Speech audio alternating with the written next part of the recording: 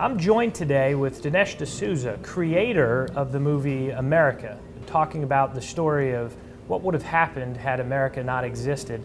Dinesh, this is not your first project. Tell me, why did you feel this movie had to be made? Why did you embark on this work? I made the film 2016 in the election year of 2012. I got the idea for that film from Michael Moore at Fahrenheit 9/11. I remembered he had dropped it in the middle of the 2004 campaign. And I thought, if that guy can do it, I can do it. So 2016 was a runaway success, and it taught me a lot of things. You know, I've been a think tank guy, I've been a writer, a speaker most of my life. But I saw that with the film, one could go beyond the intellectual medium and tap people in an emotional sense to make them feel America and get an intuitive understanding, a psychological understanding of Obama that might be odd to put into a book, for example. So the success of that film, the fact that we were able to handsomely repay our investors who were like, what's next, Dinesh? Sure. And then I thought, look, I don't want to do, Obama Part 2. Right. That guy is just far too narcissistic to do another film on him. But I thought there's a bigger topic, much more important than Obama. That's our country. I'm an immigrant, and so I've been thinking about America. All my various books, even though they're on education, civil rights, they all zoom into the meaning of America. So this is sort of my big topic. And I thought a film on America at this critical time of our country would be very appropriate. Here with Dinesh D'Souza talking about the movie America. Why your timing of this? It's coming out right before, premiering just before the 4th of July, of course, the birth of America. Why did you decide to drop the film now in 2014 at this time, not closer to November? In some sense, yes. There's no question that this is a midterm election year, and the film is aimed at awakening people, rousing them, stirring them, getting them to really think about first principles. But I thought, look, I'd like to get the political audience. That was the core of 2016, the success of 2016. But wouldn't it be great if we get a whole bunch of people who aren't that political to come and get them to think about America? So I thought if you release it for the 4th of July, you have people go, hey, it's the 4th of July, let's go see America. Right. And of course, we've done a lot in the film. We have terrific music. We have a lot in the film that will appeal to a broad audience, but we have not shrunk from having a political argument in the film. It's not partisan, but it is political. Let's talk about the actual production work of doing the film. Did quite a bit here in Oklahoma. What was that experience like? Well, first of all, I was determined not to go near Hollywood, not only because I detest those people, but also because it's so expensive. They've got all these union things, and a single shoot that takes 3 minutes in the film can cost $300,000.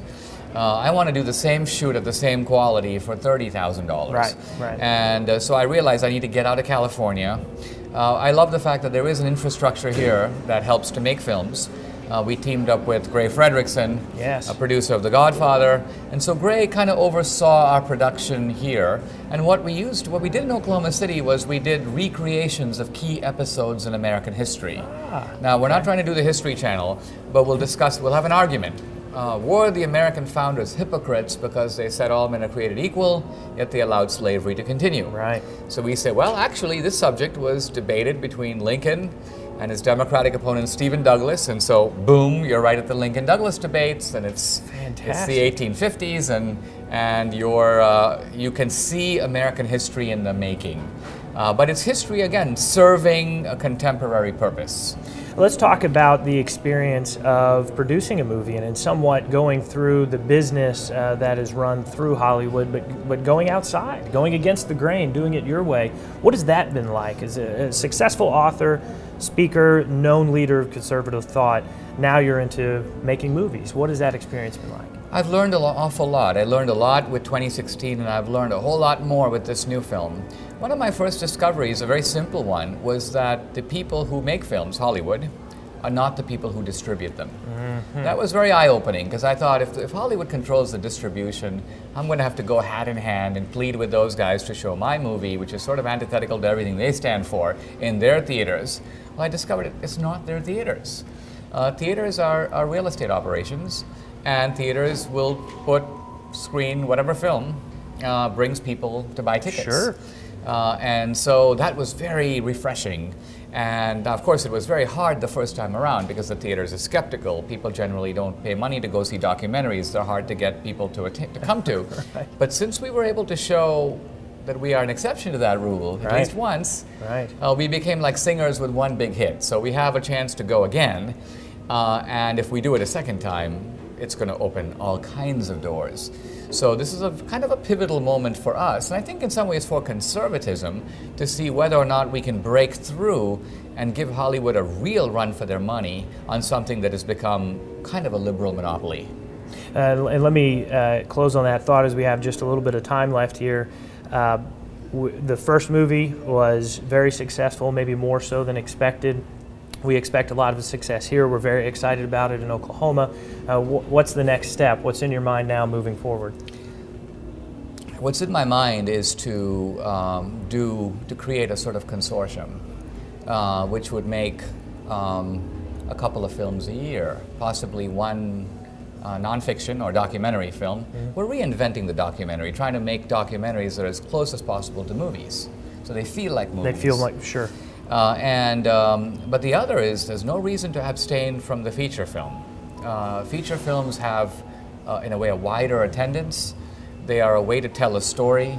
It's completely wrong to believe that you can't make political films. Now, the key is to understand that you can't make the film with the sole purpose of giving a message, because people don't go to the theater for messaging. They go to the theater for fun, for entertainment. But if you make a powerful and emotional and entertaining film, you can put all kinds of powerful ideas in it. The way that Oliver Stone has put in his movies, even Steven Spielberg to a degree. Right. All good filmmakers have a point of view. Right. And so I'm no more making conservative films than Steven Spielberg is making liberal films. He's just making films with a point of view. And I think it's important for us to do the same thing. Well, we wish you good luck and thank you for your time here in Oklahoma and your good work on America. Thank you very much.